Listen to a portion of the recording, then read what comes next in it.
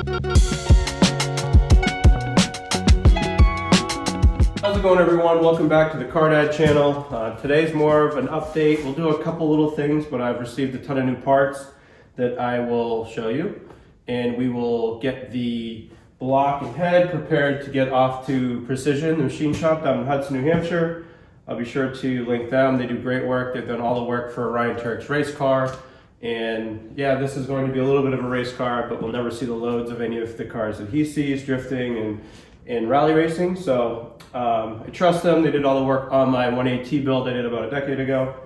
We'll, like I said, unbox the new parts. We'll get the pistons and the rings.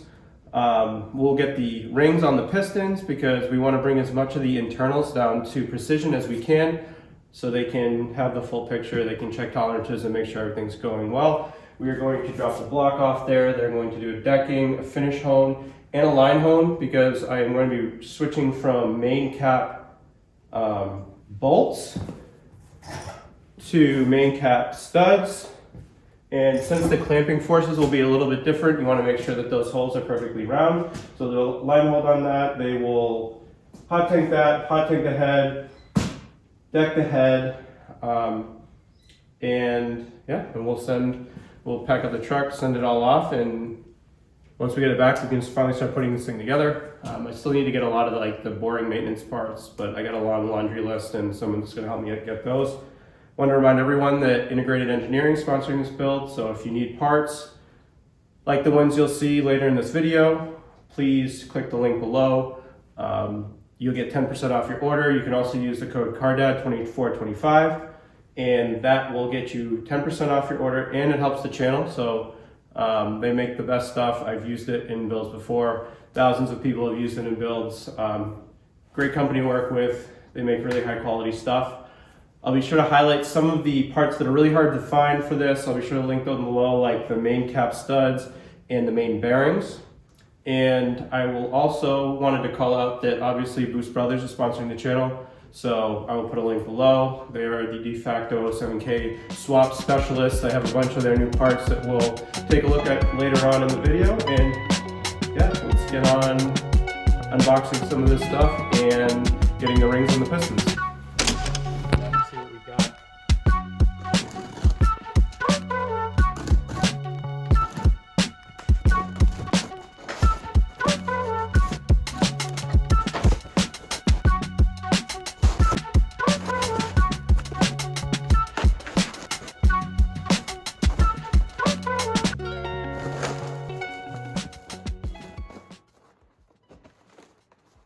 So now we're going to compare these two cranks. I got this one from eBay. It's a 07K Forged crank. And what I just want to do is point out the differences. The cast crankshaft is made by pouring molten metal into a mold, which is more cost effective and better for mass production. So you'll see here there's very little imperfections in the end product, which is the major difference between when you build a forged part. Now, forged is obviously more expensive to make, but much stronger and less prone to cracking. You'll see these little imperfections. Those are from the dies, from pressing the metal into the shape of a crankshaft. The forging process is just made by compressing, shaping, and heating a piece of metal into the end product, which here is the crank, instead of pouring liquid into a mold.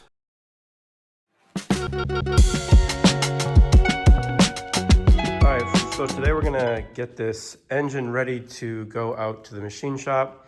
Got a bunch of boxes from Boost Brothers Garage, which I'm very excited about, and it's time to get this engine machined so that I can start putting it together with all these shiny new Integrated Engineering internals I have in here.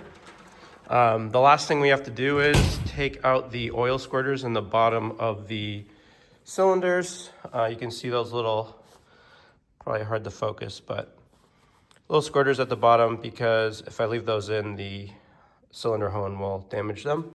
I already took out the main cap bearings. I know I didn't show that on the last video, but got those out. We're gonna run some King bearings here when we rebuild. So the last time I built an engine, all of these things stripped because they are Allen heads, so I'm gonna try to use one of these little impact drivers, and I'm hoping that will get them all out, so we'll see. Here we go.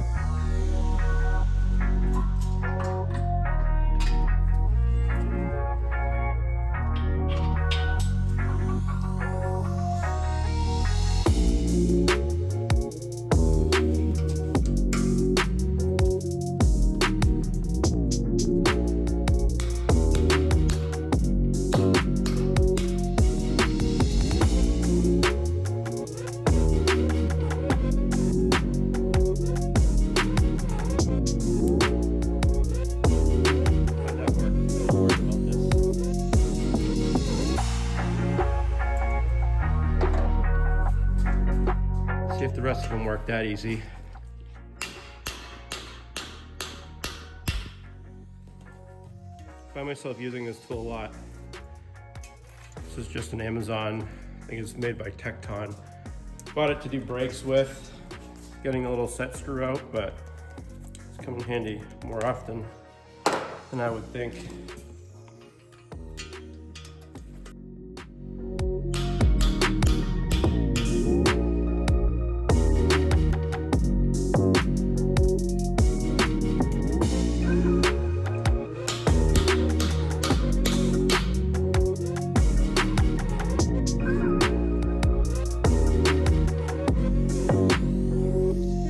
Last one, and so the way that you use this thing is you put it in and you actually turn it the way you want it to loosen. So I'm turning it to the left, and while I'm turning, I hit it. And as you hit it, it spins just a little bit and breaks the bolt loose without stripping the head of the bolt. Nice little tool. Have in your toolbox. Alrighty. And that's 5 oil squirters out of the way, and let's get the engine off the stand.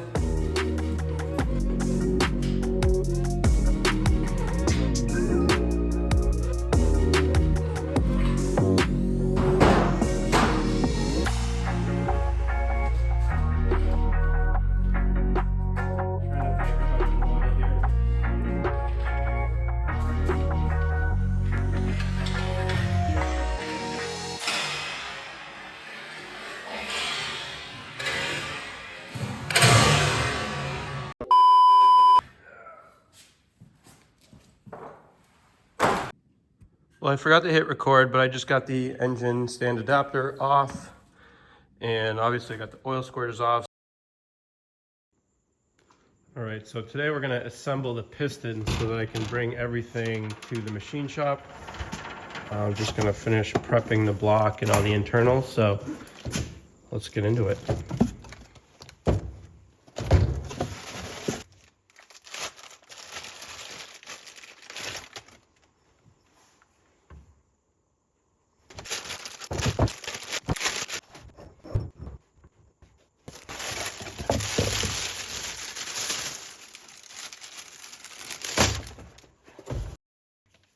So now I'm just going to put them all out according to the installation instructions, get everything lined up so I can put it together easily here.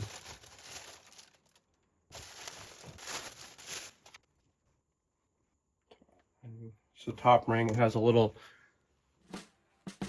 board on there, let you know where the top is. Top ring.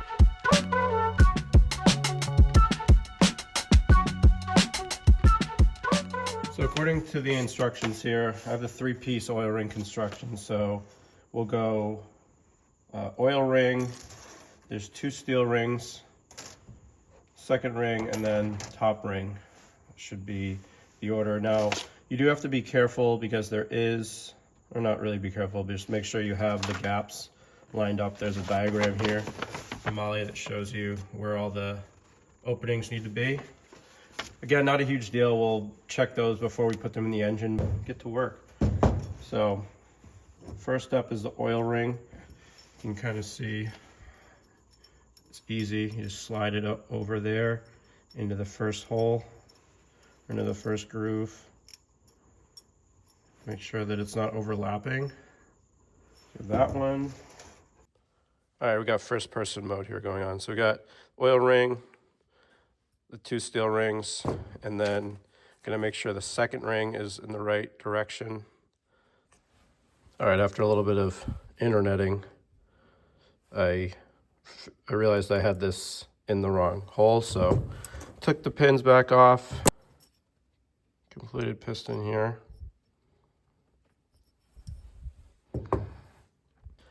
All right, I think I figured it out now. I had these 2 first and second pistons mixed up, so I'm gonna take that off. I'm glad I got this tool so I can do this without damaging anything.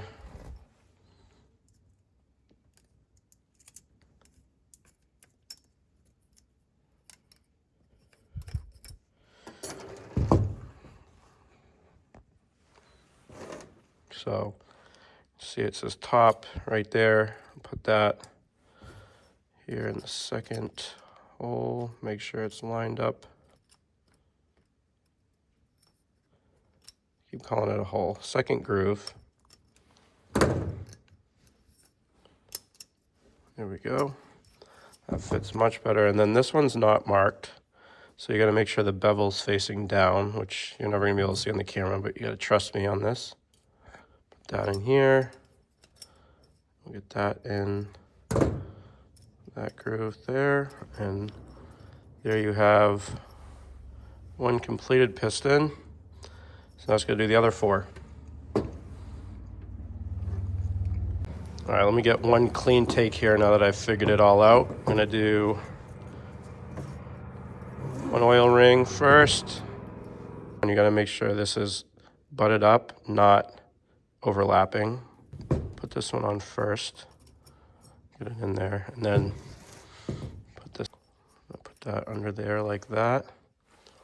And then loop it around.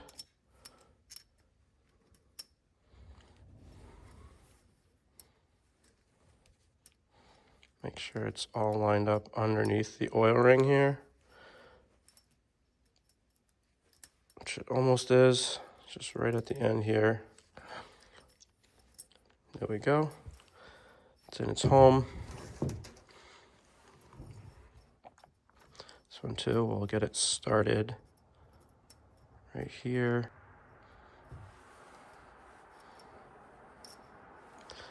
And feed it around. There we go. The oil ring all in there. Second ring should say top on it right there. Put that on. Make sure it's in the groove all the way around.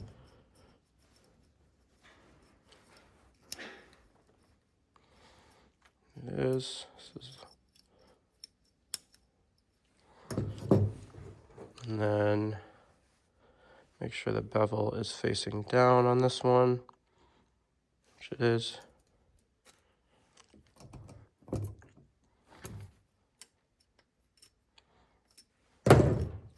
There we go. Of course, when you install this in the engine, you want to make sure like all these gaps are opposing each other. There's, like I said before, there's a chart on where all the gaps go, but again, got a long ways before we're putting these in the engine. So time lapse the last 3.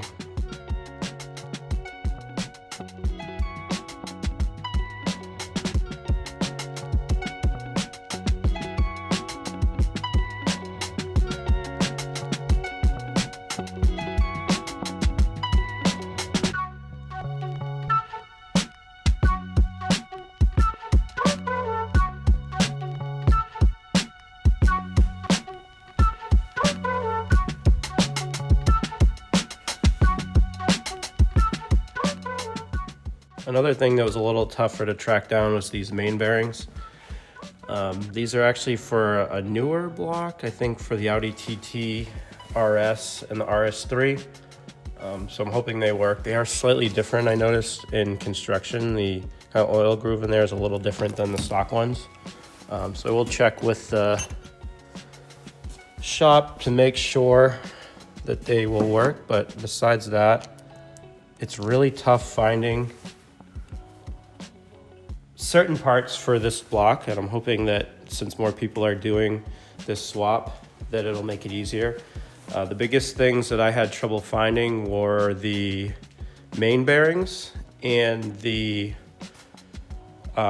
studs for the crank at the bottom of the block. So OEM ones weren't too bad, but the upgraded, I wanted to upgrade the ARP because I'm gonna do ARP head bolts as well. And while the head bolts were pretty easy to find, the main bolts were not, or the main studs. So I'll be sure to link all the parts that I did find.